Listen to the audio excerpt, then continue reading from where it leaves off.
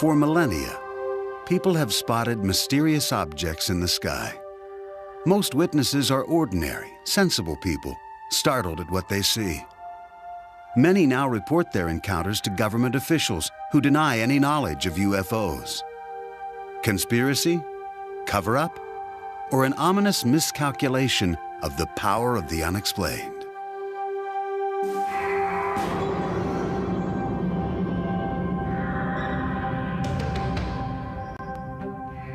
(1980), 140 miles outside London on the east coast of England. Woodbridge and Brentwater's naval bases under the command of the United States Air Force. Together they formed the largest tactical fighter wing in the world. The two bases were separated by a 3-mile stretch of heavy woods known as Rendlesham Forest. The backdrop for one of the most investigated UFO sightings in history. This is what it looked like just after midnight on December 27th. Woodbridge security supervisor, Sergeant Jim Peniston, rushed to the East Gate, where sentries alerted him to strange lights. My first thought on it was an aircraft downing, a possible aircraft crash. There was a color scheme of red and yellow and some white light. That's the reaction to get with chemicals. Peniston radioed back to the flight supervisor and was given permission to investigate. He and the sentries advanced into the darkness until they stumbled on a sight they could not explain. The air, for example, had a feeling of electricity in it. My feelings at the time ran from confusion to disbelief. I could not understand for the life of me what this could be. The craft itself measured approximately 9 feet by 9 feet, triangular in shape. It had no cockpit, as far as I could tell. There was no windows, just this very highly shiny, black, glass-like material. And I think the most fascinating part of it, at least as far as I was concerned as the investigator, was the fact that this had identifiable inscription, symbols on the side of it. Peniston says he approached the craft. It was warm when he touched it. Suddenly, it began to move, lifting up silently right before his eyes and disappearing into the night sky. Peniston claims he drew this sketch of the craft at a debriefing the next morning with the deputy base commander, Lieutenant Colonel Charles Halt. The next night, Halt received word that the strange lights had returned. Well, the base commander and I looked at each other quite in disbelief. And I said, well, we both agreed we needed to put this to bed. Eager to debunk the entire affair, Halt collected a Geiger counter, night vision star scope, and a handheld tape recorder. Then, with a few men from the Disaster Preparedness Unit, he drove to the area where Peniston had seen the UFO. Soon, the portable lights they had brought mysteriously flickered and died. Halt, concerned for the safety of his men, ordered several of them back to the East Gate. With the rest of his unit, he walked into the forest checking radiation levels. He says they seemed unusually high. Suddenly, off in the distance, Halt spotted a glowing object. This is the actual recording Halt made of his UFO encounter that night. Okay, we're looking at the thing, we're probably about 200 to 300 yards away. It looks like an eye winking at you, and the flash is so bright through the star scope that it almost burns your eye. There's no doubt about it. This is weird. There's something very, very strange. And there we stood. Well, we didn't know quite what to think of that. But when we looked to the north, suddenly there were objects in the sky. And we watched this in awe. Suddenly the object came toward us at high speed. It moved directly toward us. I can't estimate the speed, but it moved very rapidly. Stopped and sent down a pencil-like beam at our feet. And just as fast as the beam appeared, it just clicked off, disappeared. I still have questions as to what happened. I really don't know what it was. I do know it was something strange, something that was controlled by some type of intelligence, and that's about all I really know. 2 weeks later, Halt described the incident in a one-page memo sent to the British Ministry of Defense. The British government never responded to the memo, but word of the encounter spread. 3 years later, UFO researchers pressured the Air Force commander to release the document under the Freedom of Information Act. Well, he released it. And the very next day, I got to meet BBC One, BBC Two, ITV, German TV, Japanese TV, every local radio station. They were waiting on my doorstep at home and at the office. It was just unbelievable. News of the Rendlesham incident also generated enormous interest from UFO researchers and skeptics. Here was a case with highly credible witnesses, trained Air Force personnel. Tucson astronomer and retired U.S. Air Force pilot James McGahey is a UFO skeptic who investigated Halt and Peniston's alleged encounter. McGahey insists Halt mistook the beams from a lighthouse 5 miles away for a spacecraft. That object that was winking at him, which is on the tape, is clearly the lighthouse. Now, he's looking at the lighthouse, I think, with a starlight scope. Now, remember, here comes this beam of light. He's looking at this light with 100,000 times intensity. What it's going to do is it's going to burn out the image in the center, so it's going to become black. And that's what easily explains the beams and these other things. When Halt's tape is played against the flashing from the lighthouse, this seems to be the case. Right in this position here, straight ahead, in between the tree. There it is again. Watch, straight ahead off my flash back there. There it is. Hey, I see it too. I can't explain that. I really don't know. I never gave it any thought. I do know that the whole time we were out there, we could see the lighthouse. And the lighthouse was about 35 or 40 degrees off to our right from where this whole thing took place. Did area radar operators confirm the UFO sighting? Halt says maybe. They really didn't confirm they found anything, although later I found out that when they reviewed the tapes, they did find some things on the tape. If he has a radar report, I'd like to see it, because I investigated this and I couldn't find one. Skeptics also suggest the Rendlesham UFO might have been a meteor, bright stars, or a Russian satellite that fell out of the sky that night. To me, this is just a case of where a number of people saw some lights, got a little excited, thought about UFOs, and all of a sudden everything they see is a UFO. The first night, it was a combination of a satellite reentry, a meteor fireball, and a police car driving around in the woods. The second night, it turns out to be a lighthouse, some microwave antennas, and some stars in the sky. We had a controlled landing. Apparently, there was no crater. We also had a craft that was able to take back off with absolutely no sound, which tells me high technology, and maneuver back through the tree line, rise over the trees, hover momentarily, and then take off at incredible speed. It's just totally ridiculous to even consider that it was a Russian satellite or a meteor. Impossible. In 1991, believing serious questions were still unanswered, the British government finally responded to the Rendlesham incident. Nick Pope, its top UFO investigator, reopened the case. I've always felt that Rendlesham Forest is a case which displays a lot of important factors all drawn together. You have a multiple witness event. Those witnesses are trained military observers. The Defense Radiological Protection Service had no explanation as to why the radiation readings taken by Colonel Halt's team were so high. Undoubtedly, something very strange had happened there. Pope requested further investigation. The British government said no and closed the file. Perhaps in part due to this fact, Sergeant Peniston arrived at the site at approximately 1 a.m. and re-emerged from Rendlesham Forest after dawn, but can only account for less than an hour of his time. Skeptics question how Peniston could make such an historic discovery and yet not report back to the base for several hours. What we had thought was apparently only maybe an hour's worth of investigation time turned out to be 4 hours. I got a feeling that might have been the adrenaline. We were pumped up at that point in time. What is it that Peniston says he saw and touched that night? To this day, he is perplexed by the entire incident.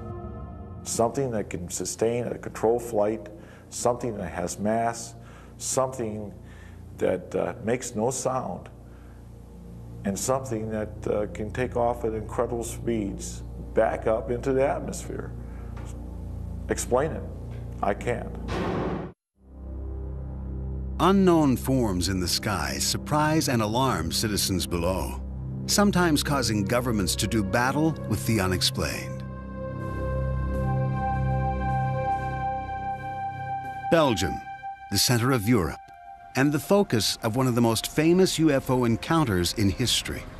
On the evening of November 15, 1989, police officer Francis Michelzik had completed a few hours of routine patrol in Anze Belgian village near the German border, when Michelzik says he looked up and became one of the first witnesses of the Belgian wave.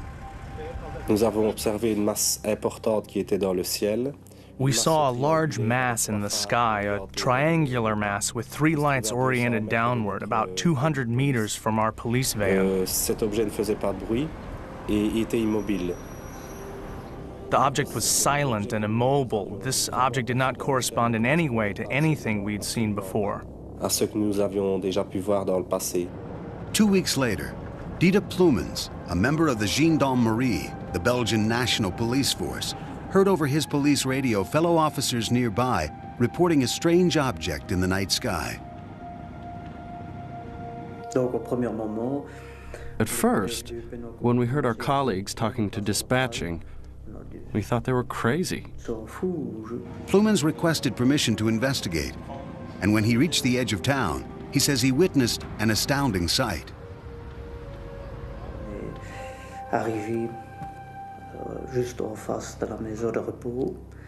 We stopped right in front of the nursing home, and there was an immense object over our heads. The object had three lights at its extremities and a blinking red light in the center. At a certain point, I saw a small object leave the large thing,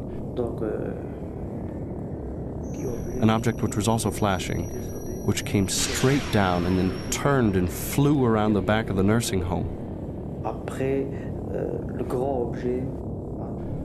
After that, the large object transformed itself into a single light, and we followed it toward Germany. Belgian radio and TV soon were filled with reports of similar sightings, prompting hundreds of calls to the office of the top UFO research group in Belgium, known by its acronym SOBEPS. Over the next several months, researchers documented more than 800 so-called close encounters. SOBEPS eventually published 2 thick volumes on the Belgian wave. Specific characteristics of the phenomenon were reported by many people. We have hundreds of reports of people who mentioned something below a distance of 100 meters. Then, on March 30th, 1990, the Belgian wave story took a dramatic twist. Near midnight, several police officers called a NATO radar installation with reports of a UFO. Within an hour, that facility and a second radar station were both tracking an unknown flying object.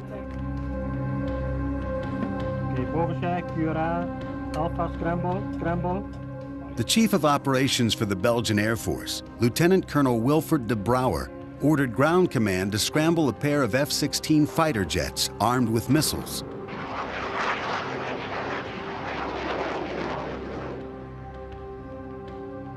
A supersonic high-tech cat-and-mouse game ensued. The jets' radar locked on to their targets 9 times. But with each lock-on, the object drastically changed its position. After an hour, the F-16s lost contact and returned to base. For weeks, the encounter was kept under wraps, but Colonel de Brouwer felt compelled to share what he knew. During an interview with a reporter from one of Europe's most popular magazines, Paris Match, de Brouwer described what happened. The story stopped the presses. Within days, de Brouwer called a news conference and told reporters from around the world what he knew and what he didn't know. This is what the pilots saw on their radar. The UFO appears as a diamond in the center of the screen. What these pilots detected was well outside the normal flying envelope of an airplane. In other words, sometimes they had what we call lock-ons on a target, which gave a parameters varying from speeds between 150 knots till 990 knots. an acceleration which occurred in a few seconds. These speeds would be impossible to tolerate for a human being. Colonel de Brouwer never suggested the mysterious flying craft was from outer space.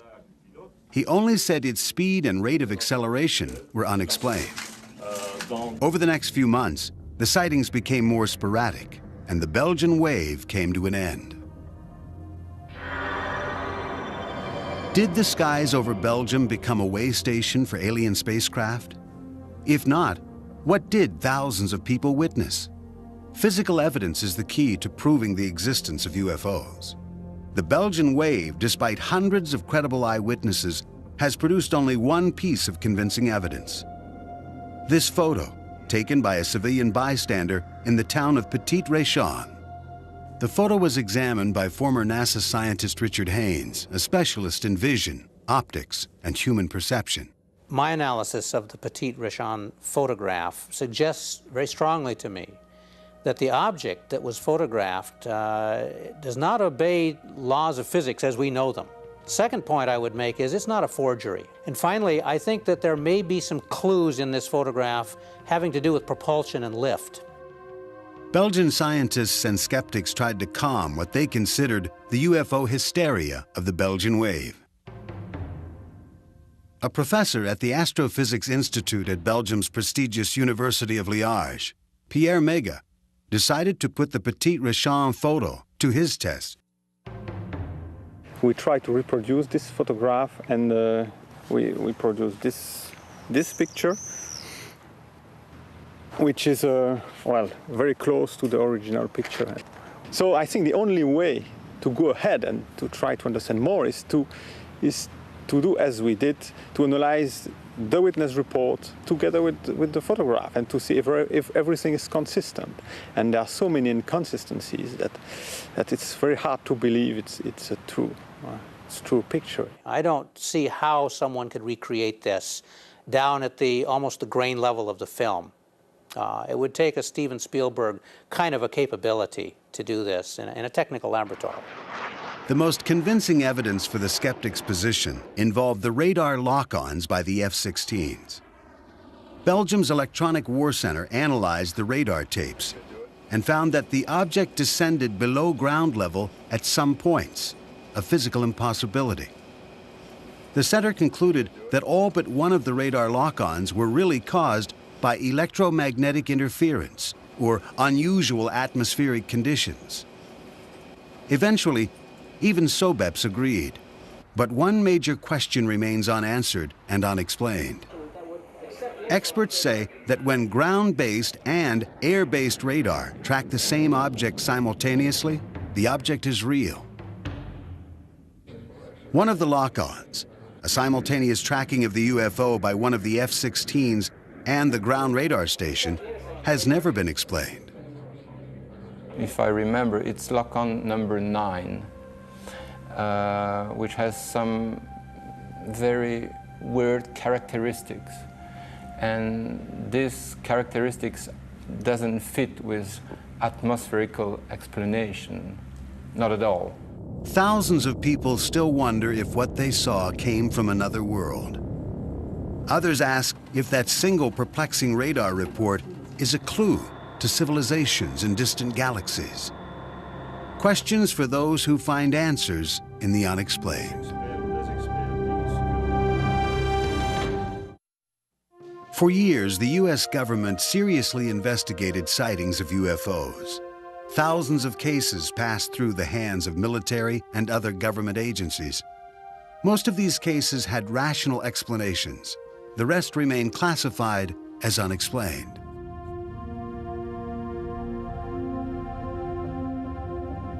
"50-year-old Polish immigrant and amateur geologist Stephen Mahalik looked forward to his weekend getaways alone in the Falcon Lake area, 90 miles east of his home in Winnipeg, Manitoba. This was Mahalik's favorite prospecting site. Around noon on May 20th, 1967, as he examined a quartz formation, Mahalik was distracted by some unruly geese. He looked up and was transfixed. He says he saw two cigar-shaped objects glowing red in the sky. The following is a recording Mahalik later made of what he saw next. The size, was amazing. And here they coming down. With speed, I just can't describe. Amazing speed. Mahalik says one of them stopped, suddenly accelerated, then disappeared. The other landed about 50 yards away. He watched in awe. I hear shh, and I hear a high-pitched whistle of running equipment, pumps on high speed. When the thing landed, it was of gray-pink color. It's stainless steel, and it was pink hot. And I can feel the breeze on my face that thing is hot outside. There was my notebook, there was my pencil, so I sketched this thing. Mahalik claims it was round, about 40 feet long and about 10 feet high. His curiosity took hold and he approached the craft. He examined the outside of it, slowly touching the glowing skin with his gloved hand. It was fiery hot, nearly melting the palm of his rubber glove. Mahalik says the craft rotated, turning its grid-like exhaust vent toward him. The blast of hot gas from the vent knocked him to the ground, setting his shirt and undershirt on fire. The craft suddenly lifted off the ground, according to Mahalik, and soared straight up. He threw his burning shirts to the ground, dazed and in severe pain from burns to his chest and stomach. Mahalik says he wandered around for what seemed like hours before he managed to gather up his supplies. He found his way out of the woods, caught a bus, and later that night arrived back in Winnipeg. Still in pain, he rushed from the bus station to nearby Misericordia Hospital, where he was treated for first-degree burns. Mahalik claimed the blast from the craft had etched a grid-like pattern into his abdomen that matched the pattern on the exhaust vent. The next day, Sunday, he was spirited off to the St. Regis Hotel after convincing the managing editor of Winnipeg's highly regarded daily newspaper, the Winnipeg Tribune, that his extraordinary encounter was real. At that time, I said, okay, as any newsman would have done, draw it. I gave him a piece of paper. I think that drawing has become the most famous UFO piece of evidence in the world today. He sat down, he drew it in front of me. I hid it. I talked to him. I called doctors, I called police, and I sure as hell didn't want the Winnipeg Free Press getting the story. Monday's edition of the Tribune led with this headline: Mahalik soon became a sensation worldwide. What followed was one of the most intensely examined UFO cases on record. Over the next 2 years, Mahalik's burns kept recurring, and no one could explain why. He was examined by more than a dozen physicians in Canada and the United States, including doctors at the Mayo Clinic. An investigation by the Royal Canadian Air Force concluded that the abdominal burns sustained by Mr. Mahalik remain as unexplainable as to the source of the burn. The Mayo Clinic psychological report concluded that Mahalik was not prone to delusions, hallucinations, or any type of emotional disorder. Perhaps the most influential investigation was conducted under the auspices of the United States government. The chief investigator, physicist Roy Craig, is now retired and raises llamas on his Colorado ranch. His job was to examine UFO reports and find physical evidence. We responded to the Falcon Lake report as soon as we could. Now, there's no value in seeing a landing site that somebody's had a chance to go back and prepare for me to look at. But if we could get back and find a landing site that had not been seen by anyone else or been altered by human beings, there may be something there that we could use as real evidence that he had a real experience. I mean, comparable with the appearance of human beings on Earth. 2 weeks after the encounter, Craig flew to Winnipeg and joined Mahalik on his first return to the landing site. He guided us on what he said was a big search for the site. Actually, we just roamed around in haphazard circles, coming back to about where we started and didn't go very far at all. He was trying to give us the impression of leading us on a search for a site. And we all concluded that the site probably did not exist. With no apparent physical evidence, Craig classified the case as without merit. The American investigation was over. University of Manitoba astronomer Chris Rutkowski, believing the government reports left many questions unanswered, launched his own investigation. In 1994, he published The Falcon Lake Case, Too Close an Encounter, in the respected Journal of UFO Studies. The terrain around the site is very rugged, very rocky. The brush is very, very dense. The trees all look alike. The rocks all look alike. And to a person who's disoriented, not feeling very well, it might be very, very difficult to find the exact site after some period of time has elapsed. Skeptics, disagreeing with Rutkowski, also do not believe that Mahalik would make physical contact with an extremely hot object he assumed was a UFO. But this does not surprise his son. He is the kind of fellow that fear is not in his vocabulary. Not that he's a fearless man, but that when he sees something he doesn't understand, he doesn't fear it. He just chooses to understand it. Skeptics wonder why no one else saw the craft. I talked with the people who were in charge of managing the fire tower. It was manned at that time, and the people were absolutely certain that there was no way that two vehicles like he described, glowing as they were, could fly into that space and out again. There was no way that that could happen without their seeing it. My conclusion on that case is that all the evidence that I found pointed toward hoax rather than a real experience. And not even a skillful hoax, a very inept hoax. Mahalik became bedridden and incapacitated in the 1980s. Was this hard-working and devoted family man capable of crafting such a hoax? For my dad to fabricate something as large as this would require more than I think he had, more than he has. He's a simple man. He grew up and lived a very straight, hard life. This was no con man. This was a man who later went down to Mayo. They couldn't figure it out. I couldn't figure it out. The doctor I had there couldn't figure it out. I am not about to be taken by anybody.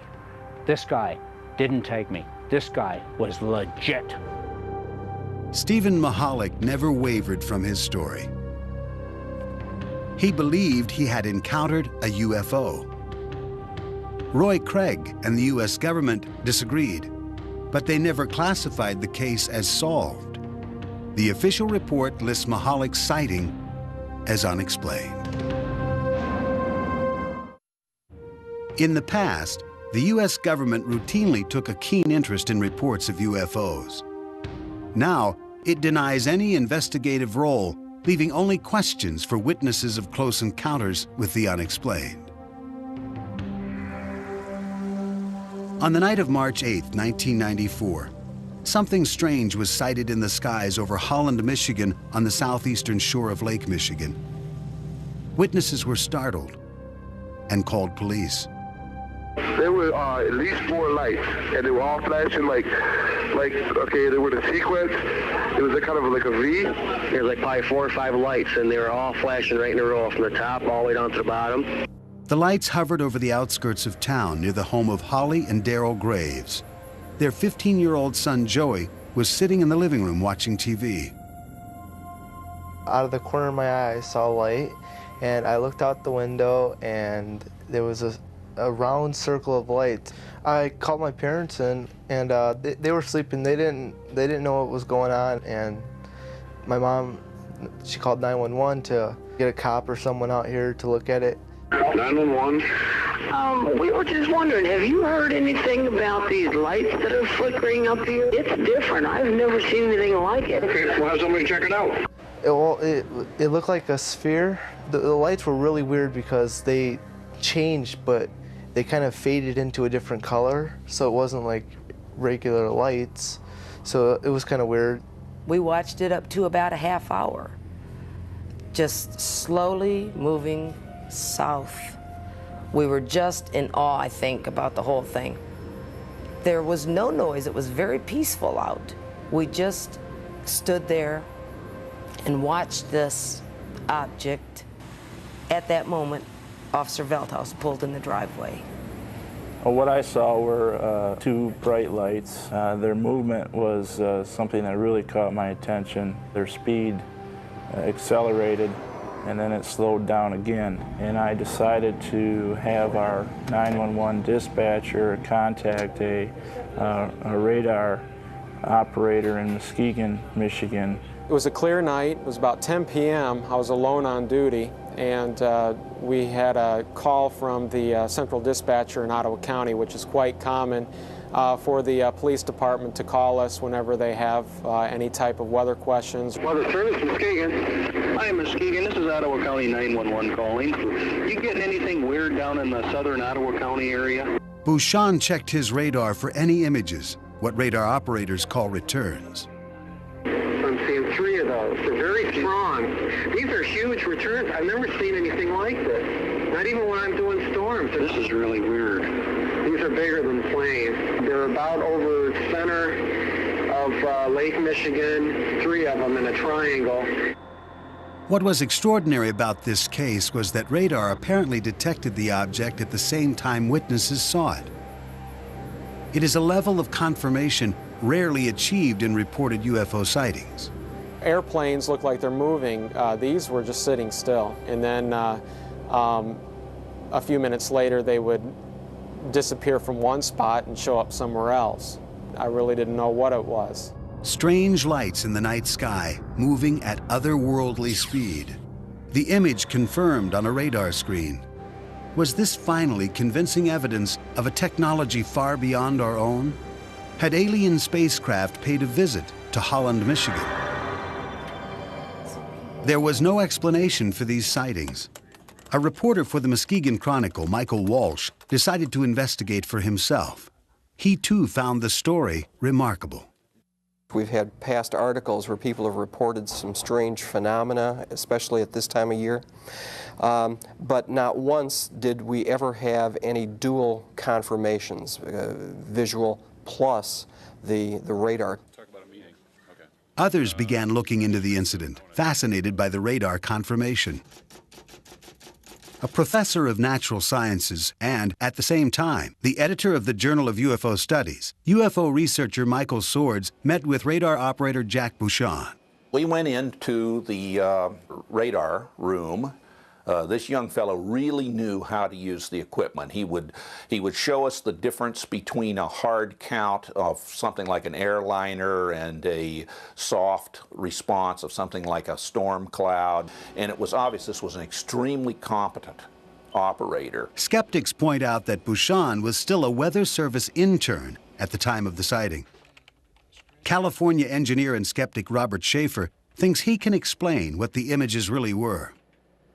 The National Weather Service says that they tracked a number of objects over Lake Michigan, but of course not everything that turns up on radar is a solid object.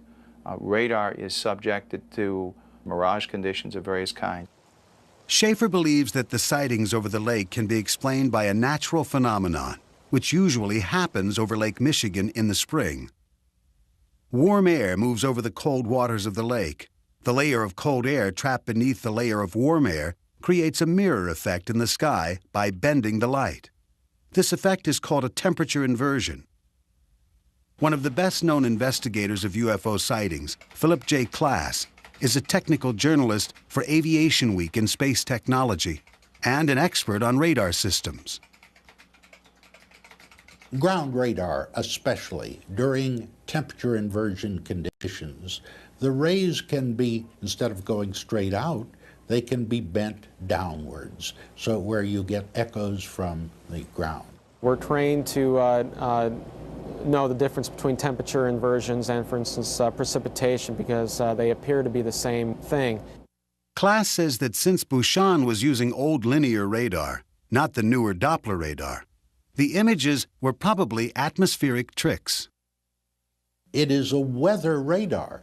It is not designed, especially, to detect metal objects or aircraft. These returns were not only hard returns, but they showed up in this geometric pattern. And that when, say, the lead return would move out into Lake Michigan, the other two would stay behind. Then they would move to reform the triangle. In fact, according to Muskegon Chronicle reporter Michael Walsh, most of the UFO witnesses did report strikingly similar patterns, shapes, and sizes. I believe that each of them sincerely believed what they saw was something extraordinary. That's not to say that it's extraterrestrial or paranormal. It may very well be a very physical manifestation of something that we don't yet know about. There is no consensus on what the UFOs over Holland, Michigan might have been. Skeptics point to a temperature inversion and its effect on both the lights in the sky and the radar on the ground. Witnesses, including a Weather Service radar operator, say they know they saw something real. But what was it? I have no idea. Personally, I'm not sure what I saw either. Well, it was a UFO. I was like in awe. Do these eyewitness accounts and the radar confirmation merit further investigation? The government answered that question long ago. It says no, leaving this encounter one that may forever remain unexplained. Since the 1940s, believers in the unexplained have charged the U.S. government with conspiracy and cover-up. In the 1990s, those charges concentrated on a super-secret military base.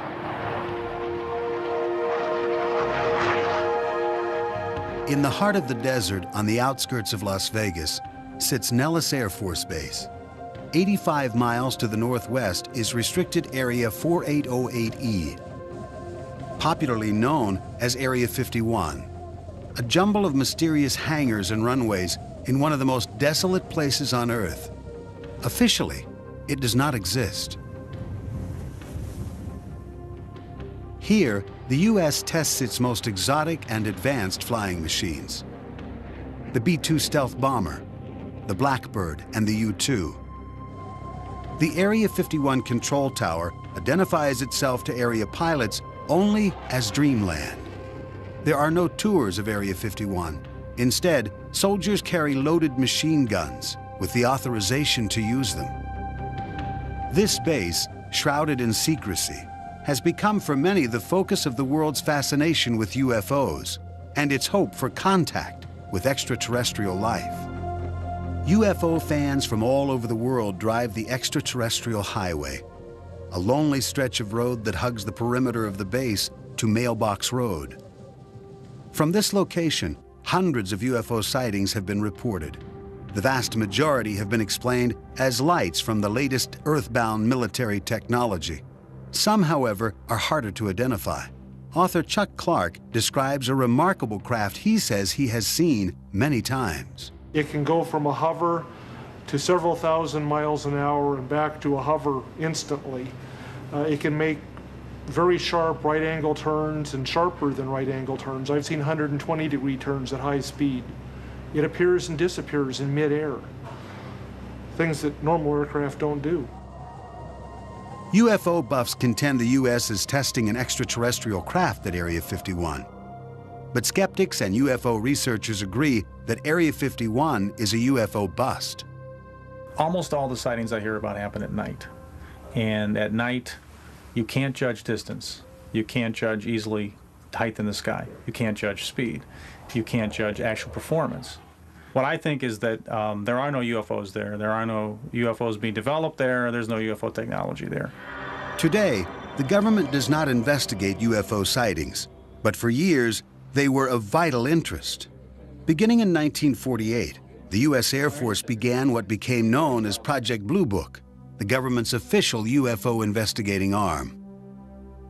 But both skeptics and UFO believers say Project Blue Book was half-hearted at best. As time went on, and especially after the year of 1952, Blue Book's mission was changed. It was changed from being a somewhat serious look at unidentified flying objects to be basically a public relations office to try to diffuse emotionalism that was occurring in the American public about this. So, because this was a rather unsatisfying task to the people at Wright-Patterson Air Force Base, they tried rather continuously from the mid-50s onward to get rid of this task. In 1966, the U.S. Air Force commissioned the University of Colorado to conduct a thorough evaluation of the UFO phenomenon. The Condon Commission, named after its chairman, Dr. Edward Condon, began an 18-month investigation that ended in controversy. Condon was an eminent physicist who ridiculed UFOs. He didn't take it seriously. He didn't spend time on the project. So the project went wrong because essentially from the top, not the scientific staff, but from the top, it was designed to help the Air Force get rid of the UFO problem. Well, how could it be designed to do that unless it said UFOs weren't important, weren't serious, and weren't a scientific problem? Retired physicist and former investigator for the Condon Commission, Roy Craig, strongly supports the Commission's work. We'd have some excellent reports come in with all sorts of proof that there was a strange vehicle there. And each bit of evidence that we checked out turned out to not be what it really sounded like to start with. And the evidence just plain got less and less. The more we learned about the case, the less mysterious it became. The Commission considered whether UFOs were a threat to America's airspace, demanding military investigation. There was no threats to our security, therefore they really didn't have to interject themselves in the investigation. They could leave this over to civilian agencies. We don't have any national security defense against this anyway. And if these characters wanted to do something really overtly and catastrophically nefarious to us, this would probably gone on a long time ago. The Condon Commission concluded that the government should stop investigating UFOs. As a result, in 1969, after 21 years and 15,000 UFO reports, including thousands classified as unexplained, the Air Force closed down Project Blue Book. But interest in UFOs remains high, despite the official position taken by the government. Was the government justified in terminating its UFO investigations? Most scientists and researchers, including astronomer Larry Chupik of Chicago's Adler Planetarium, say yes. We don't find that the stories of aliens in some government hangar are true. We don't find pieces of spacecraft. I think when people look at the sky and they don't know what they're seeing, they tend to think of unusual things. And they've heard reports. So reports can stimulate them to make their mind see something they're not really seeing. I don't reject the idea that there are flying saucers on Earth from elsewhere on the basis that has always been given that our universe is so vast that they couldn't get here, and therefore they aren't here. We could not, because of our ignorance of our universe, say that other beings could not be here. I think it's arrogance to make that kind of statement on the basis of our current scientific knowledge. But that doesn't mean that I think they are here. I don't believe we've been visited by extraterrestrials. I haven't seen the evidence for it yet. So we say the question is very much open and should be studied carefully. For 30 years, I've been looking. I have yet to find a single piece of scientifically credible evidence to indicate that we have alien visitors. All we have are unexplained cases. Have we been visited by extraterrestrials? Could the elusive evidence be found in a small number of mysterious reports that defy explanation? Almost all of them turn out to be things we as scientists can identify, even though most people couldn't. Now, those last few are always questionable because neither we nor the observers know what they are. These are the unexplained. People will always stare at the sky and wonder about its mysterious images. They then will turn to their leaders for answers. the leaders turned to science.